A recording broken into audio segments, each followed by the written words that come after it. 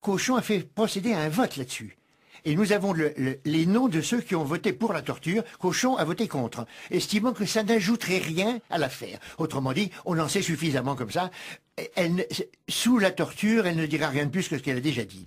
Cochon est tout à fait lucide à cet égard. Mais quand Jeanne d'Arc se réalise qu'elle a, j'allais dire, vendu son âme pour sauver sa vie. Mais on y reviendra à cette abjuration. Ah bon. Mais Cochon donc refuse la torture. Il y a aussi autre chose. Il y a des gens malgré tout qui, bien plus que Cochon, essayent au fond de lui épargner la vie. Son sort est réglé. Si jamais on la convainc d'être une sorcière, elle sera brûlée vive. Et il y a des gens qui s'approchent pour lui dire justement, qui lui disent mais abjurez, vous serez sauvé. Alors vous l'avez dit. On sait très bien que si elle abjure, elle ne serait quand même pas libérée. Oui, mais elle finira ses jours en prison. Comment expliquer que effectivement, elle finisse par abjurée en public, vous l'avez dit, le 24 mai 1431, est-ce qu'on peut dire qu'elle a justement craqué, comme le cherchait Cochon? Elle a craqué à ce moment-là, et très vite, elle se ressaisit, elle se rend compte qu'elle a, j'allais dire, capitulé, et elle reprend les habits d'homme pour une raison très simple, c'est qu'on ne lui a pas laissé les habits de femme. Autrement dit, on ne lui envoie pas, vraisemblablement par une fenêtre, enfin on n'en est pas sûr parce que la mise en scène est assez douteuse, mais on lui rend les habits d'homme après avoir pendant la nuit subtilisé les habits de femme. Elle remet ses habits d'homme, à ce moment-là elle est retombée dans son péché, elle est retombée dans la discipline, elle est ce qu'on appelle relapse, et la relapse c'est le bûcher.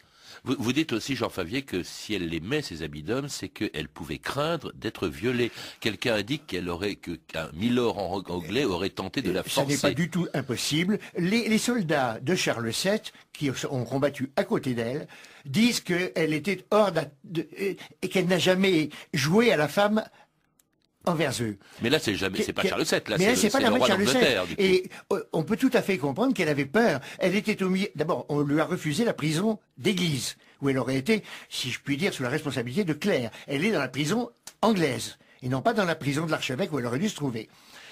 Qu'elle ait peur qu'on la viole, c'est tout à fait compréhensible. Le risque était réel, Jeanne ne l'invente pas. Mais ce qui est vrai, c'est que les Anglais jouent de tout, et que Cochon n'est pas mécontent de jouer de tout pour qu'elle avoue. Parce que les Anglais sont furieux quand elle a abjuré. Au fond, ça veut dire qu'elle va être condamnée à la prison à vie. Et ils sont furieux. Parce que dans sa prison, elle peut continuer de leur jeter des sorts. Ouais. C'est ça la hantise de Warwick. Si elle continue de nous jeter des sorts, qu'est-ce qui va arriver? Ils se rendent bien compte qu'ils sont en train, non pas de perdre la guerre de 100 ans, faudrait pas anticiper, mais quand même qu'ils ont subi une belle série d'échecs. Ils se rendent bien compte que l'armée de Charles VII est en train de leur damer le pion. Par conséquent, les Anglais se disent, surtout, qu'elle n'aille pas en prison pour continuer de nous envoyer des sorts, parce que les sorts, ça passe par-dessus les murs des prisons. Alors, heureusement pour eux, si on peut dire, et malheureusement pour Jeanne d'Arc, finalement, ayant remis des habits d'homme, on considère, vous l'avez dit Jean Favier, qu'elle est retombée dans ses erreurs, elle devient relapse et donc condamnée à être brûlée vive par Pierre Cochon qui la livre à la puissance séculière, c'est-à-dire aux Anglais, le 30 mai 1431. Nous, par la miséricorde divine, évêque de Beauvais, disons et décrétons que tel un membre pourri, pour que tu n'infestes pas aussi les autres membres, tu dois être rejeté de l'unité de l'Église, retranché de son corps, livré à la puissance séculière. Et nous te rejetons, retranchons, abandonnons, priant toutefois la même puissance séculière de modérer envers toi sa décision, en deçà de la mort et de la mutilation des membres. Évêque, c'est par vous que je meurs. Tout est juste ainsi. Mes voix n'ont pas menti, je serai délivré à grande victoire.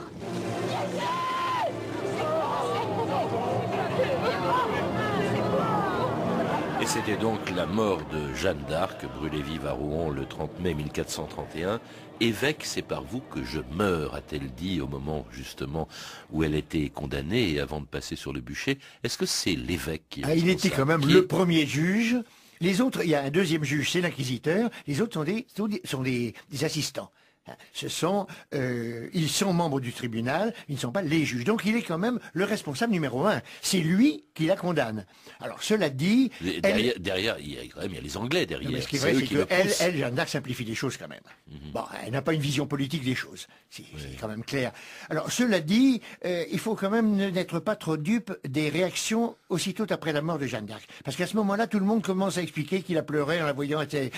Oui, nous avons brûlé une sainte. Oui, nous avons brûlé une sainte. Entendu. C'est très bien de dire ça avant, mais ils l'ont pas dit avant. Hein. Ouais. Ils l'ont pas dit après. Excusez-moi, ils l'ont pas dit avant, ils le disent après. Je me méfie un tout petit peu de cette émotivité qui est certainement réelle, Mais cette émotivité qui suit la mort, voire brûler une jeune fille, ça fait pleurer même ceux qui avant disaient mais il faut la tuer.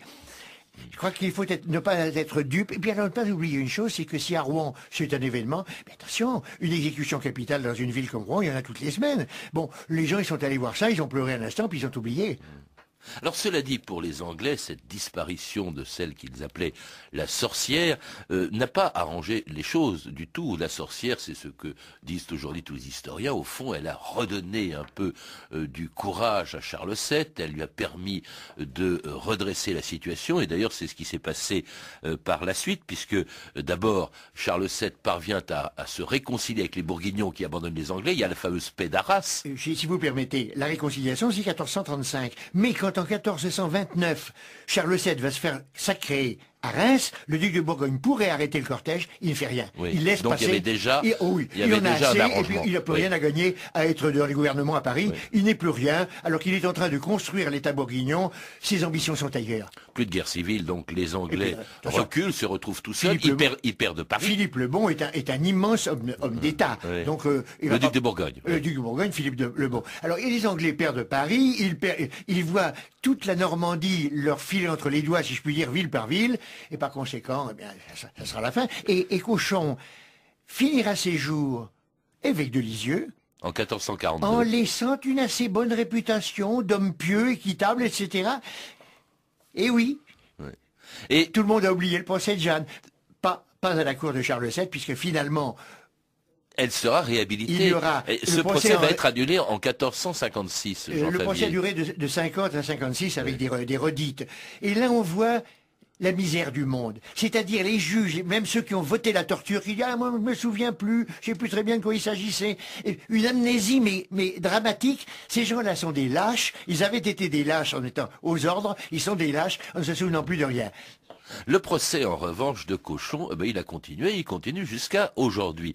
Or, dans votre biographie, justement, de Pierre Cauchon, Comment on devient le juge de Jeanne d'Arc, que vous venez d'écrire Jean Favier chez Fayard, vous semblez indulgent vis-à-vis de Cauchon. Vous dites, au fond, le contexte peut faire comprendre pour quelles raisons il a eu ce comportement, et vous semblez dire, au fond, qu'il n'était pas un traître à la solde des Anglais, mais après tout, un prêtre qui ne cherchait qu'une chose, c'est à réconcilier, d'une part, l'Église partagée entre deux papes, et puis aussi les Français qui étaient fatigués de cette guerre civile entre Armagnac et Bourguignon, et de cette présence anglaise. Au fond, ils étaient même prêts à accepter, dites-vous, un roi anglais. Non, je ne suis pas indulgent. J'ai écrit que quand tout est anormal, rien n'est plus normal. Il est dans un monde qui a perdu tous ses repères. Et c'est ce que j'ai voulu montrer. Être indulgent, non. Réhabiliter Cauchon, certainement pas. Pas plus que condamner. Un historien n'est pas un juge. Mais en revanche, ce que j'ai voulu, c'est montrer comment, d'un demi-siècle de perturbation du monde, de perturbation de la chrétienté, de perturbation du royaume, eh bien, il y a des gens qui ont perdu également le sens de la droiture et le sens de l'honnêteté, pur et simple. Comment on fabrique ce que, en français moderne, on appellerait un salaud, c'est ce que j'ai voulu montrer.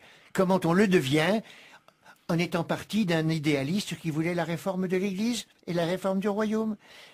Seulement, les engagements successifs, ce sont des engrenages, et les engrenages, ça tourne parfois dans le sens inverse. Est-ce que c'est pas une des raisons pour lesquelles on peut comparer cette période lointaine, il y a 600 ans justement, à une période plus récente pendant laquelle les Français ont été On a connu des gens qui étaient bien partis et qui ont fini très mal. Là, vous pensez évidemment à la collaboration. Je pense à la collaboration, et je pense au fait que dans la collaboration, et parmi les pires noms de la collaboration, il y a des gens qui avaient un assez beau passé. Je pense au chef de la milice qui avait fait la guerre de 14 dans les corps francs. Oui, mais enfin, disons qu'ensuite, lui était un véritable salaud. Absolument. Beaucoup plus justement, que il faut Cauchon. voir comment on peut devenir un salaud. Ça ne veut pas dire qu'on l'excuse. Mais il m'intéressait de voir par quel cheminement intellectuel, par quel cheminement également d'un arriviste, je l'ai dit tout à l'heure et je le maintiens, Cauchon, à la fin, il est conseiller du roi de France et d'Angleterre, il n'a pas envie de perdre sa place. Au fond, au lieu d'être sous-titré Pierre Cauchon, comment on devient le juge de Jeanne d'Arc, vous auriez pu le sous-titrer Pierre Cauchon, comment on devient un salaud. Cauchon, c'est A-U-C-H-O-N. Ça aurait été exact, mais ça ne se fait pas dans l'édition. Oui. Je rappelle que Cauchon, vous dites d'ailleurs qu'il en a souffert, s'appelait Cauchon, C-A-U-C-H-O-N et pas C-O-C-H-O-N. Ah, il en a souffert aux yeux de la postérité. Mais à son époque, on disait un porc, personne ne disait un cochon pour l'animal. Pierre Cochon, ou Comment on devient le juge de Jeanne d'Arc, c'est donc votre livre dont je recommande la lecture, Jean Favier, qui vient d'être publié chez Fayard. À lire aussi chez Belin le livre Le temps de la guerre de 100 ans de Boris Bov, qui fait partie d'une très belle série en 13 volumes de l'histoire de France, publiée sous la direction de Joël Cornette. Vous avez pu entendre des extraits des films suivants: Le procès de Jeanne d'Arc de Robert Bresson, disponible en DVD chez MK2, et Jeanne d'Arc ou le pouvoir de l'innocence de Pierre Badel. C'était 2000 ans d'histoire, la technique Anne-Laure Cochet et Guillaume Lacroix, documentation Camille Pouc-Jalaguier, Frédéric Martin et Franck Olivard, une émission de Patrice Gélinet réalisée par Jacques Sigal.